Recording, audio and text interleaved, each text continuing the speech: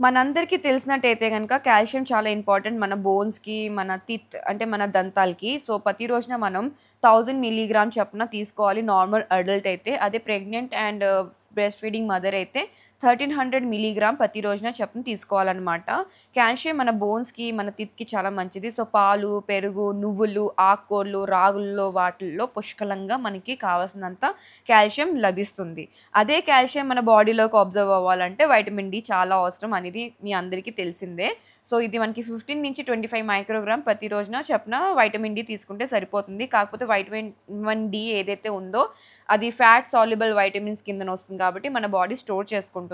So, మనం ఇలాంటి eggs తిన్నప్పుడు ఫ్రీ రేంజ్ ఎగ్స్ తిన్నప్పుడు వైటమిన్ డి లభిస్తుంది. విత్ సొన్నాతో తినాలనమాట. అండ్ అలాగే మష్రూమ్స్ తిన్నప్పుడు అండ్ వారానికి 3 సార్లు మనం ఎండలో కూర్చున్నట్లయితే గనక మనకి కావాల్సినంత వైటమిన్ డి లభించేస్తుందనమాట. శుభ్రంగా వైటమిన్ డి మన బాడీలో, లివర్‌లో, గుడ్ ఫ్యాటీ సెల్స్‌లో స్టోర్ అవుతుంది కాబట్టి 3 రోజులు చొప్పున మనం మంచి ఎండలో 15-20 మినిట్స్ కూర్చుంటే సరిపోతుంది. సో, కాల్షియం ఎంత అవసరమో అదే అబ్జర్వ్ చేసుకోవడం వైటమిన్ డి అంత అవసరం.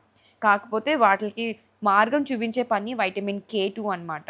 మన బోన్స్‌లోకి కాల్షియం స్టోర్ అయిపోతే వేరే ప్రమాదం చూపిస్తుంది. సో, బోన్స్‌లో మనకి కాల్షియం పట్టాలంటే ఎక్కడెక్కడైతే చేరుకోవాలో కాల్షియంని కరెక్ట్ ప్లేస్‌లో చేర్చే పని వైటమిన్ కే2 అనమాట.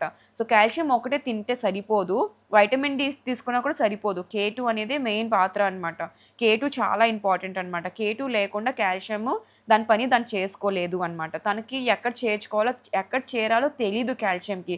సో, కే2 పని దానికి మార్గం చూపించడం, కరెక్ట్ ప్లేస్‌కి రీచ్ చేయడం అనేది గూగుల్ మ్యాప్ లాగా అనమాట. సో, కే2 అన్నీ కూడా మనకి ఫర్మెంట్ ఫుడ్‌లో లభిస్తుందనమాట. మనం ఫర్మెంట్ ఫుడ్ అంటే రాగి అంబలి అండ్ ఇలాగా ఫర్మెంట్ ఫుడ్ అంటే మనకి కర్డ్. నేను సౌత్ ఇండియన్ డిష్ గురించి మాట్లాడుతున్నాను. ఇతర దేశాల్లో అయితే చాలా ఉన్నాయి. కిమ్చి, నాటో అండ్ కాంజీ ఇలాంటివి చాలా ఉన్నాయి. నా సౌత్ ఇండియన్ డిష్ గురించి మాట్లాడినట్టయితే గనక మనకి రాగి జావ అంటే రాగి ముద్ద ప్రిపేర్ చేసి రాత్రంతా వాటర్‌లో ఫర్మెంట్ చేసి, రాత్రంతా వాటర్‌లో పులుసు పెట్టేసి, మార్నింగ్ దాంట్లో మళ్ళా ఫర్మెంట్ కర్డ్ యేసుకొని తిన్నట్లయితే మనకు ఫర్మెంట్ ఫుడ్ ద్వారాగా కే2 లభిస్తుంది. అలాగే మనం దోసల పిండిలు కూడా రాత్రంతా ఫర్మెంట్ చేసినట్టయితే పులుసు పట్టినట్టే మనకి కే2 లభిస్తుందనమాట. సో, కే2 మనకి ప్రతి రోజున 90-120 మైక్రోగ్రామ్ చొప్పున మనకి కావాల్సినొస్తుంది. సో, మనం ఎంత ఈ కర్డ్, పెరుగు తీసుకుంటే 60 మైక్రోగ్రామ్ లభిస్తుంది. మిగతాదంతా కూడా గట్ బాక్టీరియా ప్రొడ్యూస్ చేస్తుందనమాట. మన డైజెషన్ సిస్టమ్ స్ట్రాంగ్‌గా ఉంటే. ఇంకోటి నేను ఈరోజు ఒక మిత్ గురించి మాట్లాడాలనుకుంటున్నాను. బంగాళదుంపలు తింటే లావయిపోతాం. బంగాళదుంపలు తింటే షుగర్ స్పైక్ అవుతది. బంగాళదుంపలు చాలా మంచిదండి మన స్కిన్‌కి, మన హెల్త్‌కి.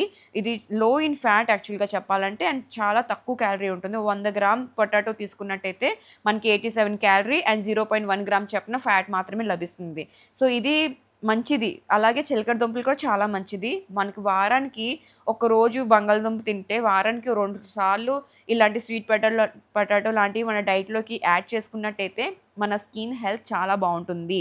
మనం పొటాటోస్‌ని వాటిల్ని ఎక్కువ ఆయిల్‌లో ఫ్రై చేసుకొని తిన్నట్లయితే ఫ్యాట్ ప్రొడ్యూస్ అవుతుంది. సో, ఇక్కడ మెయిన్ కల్ప్రిట్ వచ్చి ఆయిల్ అనమాట. పొటాటో కాదు. సో, పొటాటో తినడం మానేయకండి. షుగర్ పేషెంట్‌లకి కూడా ఏమీ చెడు చేయదు. దాన్ని మనం వండుకొని తినే విధానంలో ఉంటుందనమాట.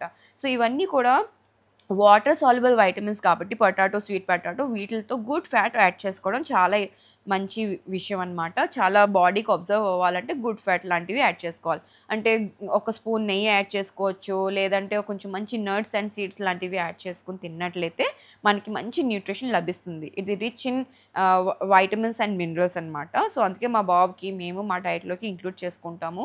వారానికి ఒకసారి మసాలా దోస తిన్నట్లయితే, ఒక వారానికి ఒకసారి స్నాకింగ్ కిందన స్వీట్ పొటాటో తింటాం అనమాట. స్వీట్ పొటాటో ఉడికించి ఉత్తినే తింటే సరిపోదు. వాటిలతో పాటు గుడ్ ఫ్యాట్ యాడ్ చేసుకోవాలి. ఇది దృష్టిలో పెట్టుకుంటే సరిపోతుంది. సో, ఈరోజు నేను చిన్న మినీ వ్లాగ్ లాగా చేద్దాం అనుకుంటున్నా. What I eat in a day లాగా దీంతో పాటు. సో, ఈరోజు నేను మార్నింగ్ లేవగానే 1 litre of water SIP by SIP finish చేస్తాననమాట.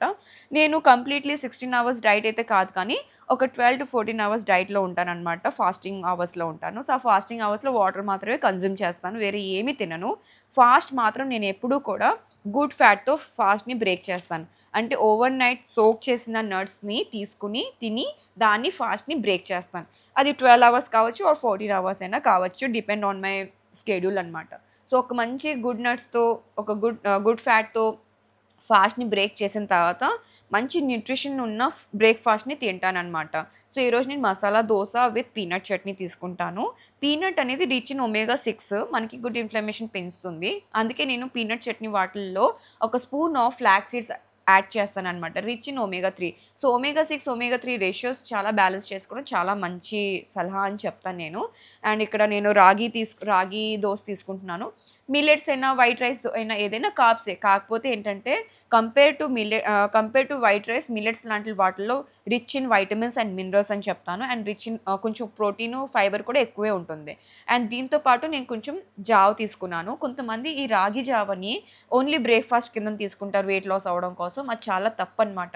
మంచి బ్రేక్‌ఫాస్ట్ తిన్న తర్వాత ఇలాంటి జావలు తాగితే మనకి మంచిది మన ఒంటికి. అండ్ అలాగే 11 ఏఎంకి నేను ఎప్పుడూ కూడా నా ఫ్రూట్స్ టైమింగ్ అనమాట. 11 ఏఎంకి నేను ఫ్రూట్స్ తింటాను. అంటే ఒక బ్రేక్‌ఫాస్ట్ చేసిన 1 అవర్ తర్వాత అండ్ లంచ్ చేసిన బిఫోర్ 1 అవర్ ముందు తీసుకుంటాననమాట. ఫ్రూట్స్ కూడా ఎప్పుడూ కూడా ఒక 100-200 గ్రామ్స్ మాత్రమే తీసుకుంటాను. అంటే అప్రాక్సిమేట్‌లీ ఒక 100 క్యాలరీ ఉండేలాగా చూసుకుంటాను. ఫ్రూట్స్ ఎంత మంచిదంటే rich in antioxidant and rich in vitamins and minerals. కాకపోతే ఇది కూడా నేచురల్ షుగర్ అంటే ఫ్రుక్టోస్ ఉంటుంది మన ఫ్రూట్స్‌లో వాటిల్లో. సో, అందుకే నేనెప్పుడూ కూడా ఈ ఫ్రూట్స్‌ని ఒక 100 క్యాలరీలో తీసుకొని తింటాను. అండ్ ఎప్పుడైతే ఏదైతే సీజనల్‌లో ఉంటుందో అదే తీసుకుంటాను. ప్రెజెంట్ సీజనల్‌లో మల్బెర్రీస్ ఉంది. రిచ్ ఇన్ వైటమిన్స్ అనమాట. ఐరన్ కూడా ఎక్కువుంటుంది. వైటమిన్ సి కూడా ఎక్కువుంటుంది. చాలా మంచిది డయాబెటిస్ వాళ్ళకి కూడా. అండ్ 1 పీఎంకి నేను లంచ్‌ని తింటాననమాట. లంచ్‌లో నేనెప్పుడూ కూడా ఈ స్పూన్‌తో ఒక 10 స్పూన్స్ తీసుకుంటాను. ఆర్ ఐదర్ ఆహ్, ఒక 12 స్పూన్స్ తీసుకుంటాను. అంటే 100 గ్రామ్ టు 120 గ్రామ్స్ చొప్పున రైస్ తీసుకుంటాను. సింగిల్ పాలిష్ రైస్ తీసుకుంటాను. అండ్ అలాగే కర్రీ మాత్రం పావు కేజీ కర్రీ తీసుకుంటాను. దాంట్లో పాటు ఒక double egg omelette with capsicum add చేశాను.